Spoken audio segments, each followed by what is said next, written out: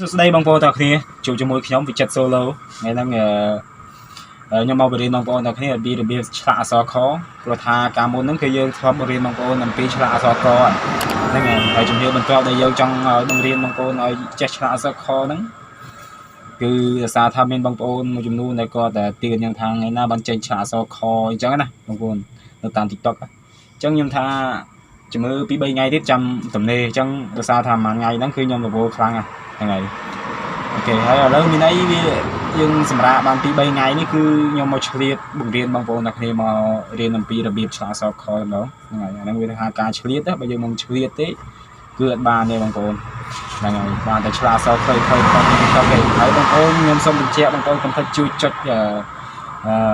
account TikTok ខ្ញុំម្នាក់មួយផងហ្នឹងហើយនេះគឺជា TikTok របស់ខ្ញុំអូខេហើយនេះ YouTube របស់ខ្ញុំគឺទើបតែលេងដែរទេបងប្អូនអូខេគឺទៅយើងមានតែប៉ុណ្្នឹងហ្នឹងហើយយើងទៅតាមដានទស្សនាក្នុងការរៀនឆ្លាក់អក្សរខទាំងអស់គ្នាហើយបងប្អូនកុំភ្លេចព្រៀបមិនសិភៅទាំងអស់គ្នាអូខេ let's go ហ្នឹងគឺយើងមកដល់កន្លែងដែលយើងគួរមករៀនបងប្អូនហ្នឹងហើយអូខេហើយអ្វីដែលយើងត្រូវការហ្នឹងគឺដូចមុនអញ្ចឹងបងប្អូនត្រូវការខ្មៅដៃហើយនឹងជំទាត់របស់យើងបន្ទាត់នេះណាហើយកុំភ្លេចជាប់លុបបងប្អូនជាប់លុបមួយទៀតសល់ជាប់លុបមួយទៀតមកហើយរបស់ខួងខ្មៅដៃមួយទៀតខួងខ្មៅដៃហើយខ្ញុំទិញខួងខ្មៅដៃហ្នឹងគឺទិញតាមផ្សារទេអត់បានទិញតាមនេះគេទេហ្នឹងហើយបានអាខួងខ្មៅដៃមួយ500នេះរូបគុណហ្មងឈូតមែនតែនសម្រាប់ស្រីៗក៏ចូលចិត្តអូខេហើយខ្ញុំអត់សូវស្រឡាញ់បានទេភាសាខ្ញុំជាប្រុសអញ្ចឹងណាវាកំតែខ្ញុំយកមកប្រើហ្នឹងមិនមែនជាការស្រឡាញ់របស់ខ្ញុំទេគឺជាការត្រូវការរបស់ខ្ញុំហ្នឹងហើយត្រូវការតែរបស់ខួងខ្មៅដៃហ្នឹងឯងអូខេហើយជំហានបន្ទាប់គឺយើងវាយខ្នាតជាមុនសិនបងប្អូនហើយមិនមែនត្រឹមតែអក្សរខដែលយើងត្រូវការខ្នាតតែអក្សរខយើងត្រូវការខ្នាតដែរដូចគ្នាបងប្អូនអូខេហើយយើងគូរៀងកវងយ៉ាងមកហើយបន្ទាប់ពីយើងគូរៀងកវងយ៉ាងហើយគឺយើងកោងទៀតគូកោងយ៉ាងមកអូខេគូកោងដូចដបូលផ្ទះមកមិនមែនដូចដបូលផ្ទះយើងដាក់ត្រង់ផ្លេញទេណាវារៀងបងកំពើអញ្ចឹងមកបងប្អូនអូខេហើយជំហានបន្ទាប់ហ្នឹងគឺយើងកាត់ត្រឹមហ្នឹងសិនមកឲ្យស្មើគ្នានេះដែលរឿងកងស្មើគ្នាអញ្ចឹងមកកាត់ត្រឹមហ្នឹងយើងអូសចុះមកកងអូខេហ្នឹងគូយកខ្នាតវាសិនណាបងប្អូនវាអត់តន់ចេញជាអីទេអូខេយើងគូចេះមកបន្ទាប់មកយើងទាញពីក្រោមឡើងមកលើចេះហើយយើងចេញរូបរាងអក្សរខបដា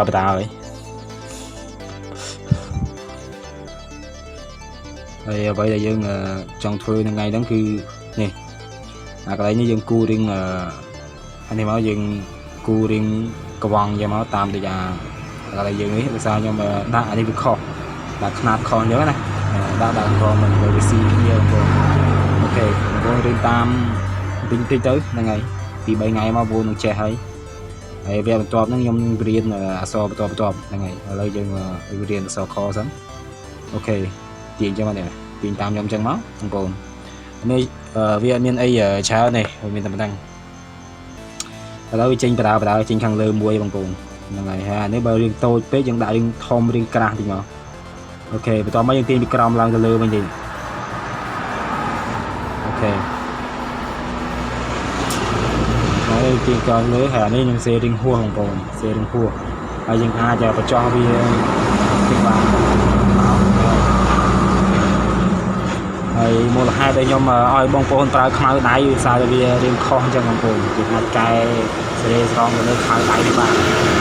អូខេហើយអក្សរខរបស់យើងគឺហើយមកទូអីបងប្អូនតែគ្នាអក្សរខគឺរួចហើយអ្វីដែលខ្ញុំត្រូវការគឺបិចនេះបិចបដានទៅលើថែម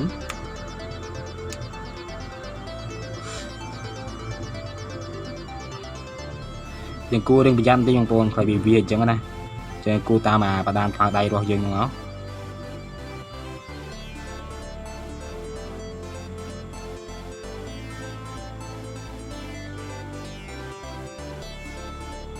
ជាគូរហូតមកទេបងប្អូនអូខេបន្ទាប់មកយើងទាញក្រោមឡើងមកលើទៅទៀតមកយ៉ាបងប្អូនអាចគូតាមខ្មៅដៃហ្នឹងហើយសារតែខ្ញុំរៀងជ្រុលអីចឹងវាអាចតាមហ្នឹងគាត់ទៅតែសំខាន់គឺនៅតែស្អាតដែរបងប្អូនឲ្យតែយើងគូត្រូវវាអូ ok រួចរាល់អក្សរខយើងហើយយើងលុបជាមួយនឹងខ្មៅដៃចេញមកនេះបងប្អូនអក្សរខរបស់យើងគឺមានតែប៉ុណ្្នឹងឯងមានអីទៀតទេឥឡូវនេះខ្ញុំសូមបង្រៀនបងប្អូនអំពីការបន្ថែមនៅស្រមោលអក្សរខរបស់យើងហើយវារៀងបែបដូចសេរី B អញ្ចឹងណាអញ្ចឹងយើងត្រូវបន្តចេះមួយមកបងប្អូនហើយយើងយកបន្ទាប់របស់យើងមកបងប្អូនមិនឆ្ងល់ខ្ញុំប្រើបន្ទាប់ភាសាឯដែរភាសាថាអក្សរយើងត្រូវដាក់ស្រមោលបើយើងដាក់ស្រមោលទេយើងស្អាតឃើញស្អាតទេហ្នឹងហើយតែដៃខ្ញុំវារៀងស្ទើអញ្ចឹងវាតើមានស្រមោលយកមកទៅមកសំខាន់កុំឲ្យបាត់សោះខាងក្រោមបាត់ជាមួយនឹងអាកឡោងនេះឡើងវងមួយយើងហ្នឹងហើយគូមកមិនហើយយើងតាមចេញមកឡើងកាត់កំហ្នឹងមក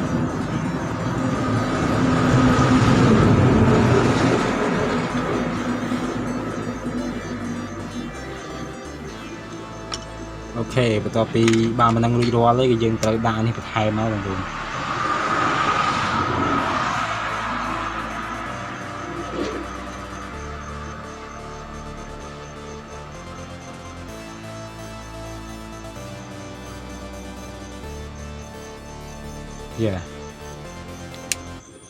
អូខេឥឡូវរួចរាល់អក្សរខមួយហើយ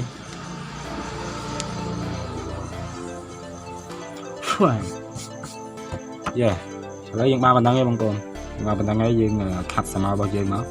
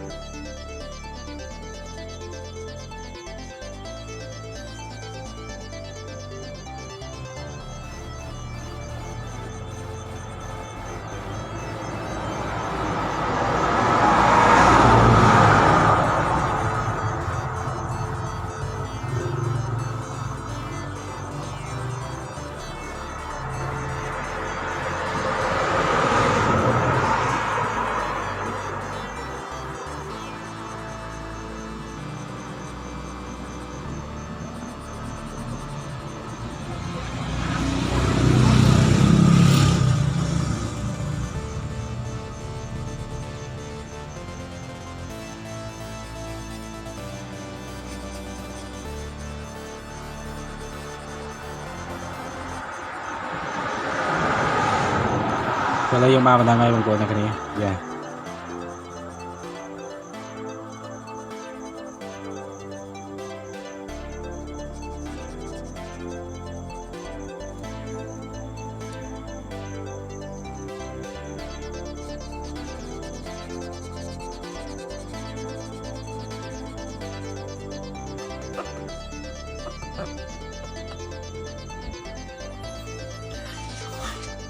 បាទហើយអក្សរខរបស់យើងគឺរួចរាល់ហើយហ្នឹងហើយហើយសង្ឃឹមថាបងប្អូនទាំងគ្នាកុំភ្លេចជួយគាំទ្រម្នាក់មួយផងហ្នឹងហើយកុំភ្លេចជួយចុច like ហើយនឹង subscribe យើងម្នាក់មួយផងដើម្បីកម្លាំងចិត្តហើយសម្រាប់បងប្អូនដែលចង់ឲ្យខ្ញុំចេញវីដេអូបន្តអំពីវិធីរបៀបធ្វើអីផ្សេងៗហ្នឹងកុំភ្លេចចូល comment នៅខាងក្រោមផងហ្នឹងហើយវីដេអូយើងក៏មានប៉ុណ្ណឹងហើយអក្សរខរបស់យើងគឺរួចរាល់ហើយកុំភ្លេចជួយចុច subscribe ម្នាក់មួយផងអូខេបាទជួបគ្នាវីដេអូបន្ទាប់បាយបាយ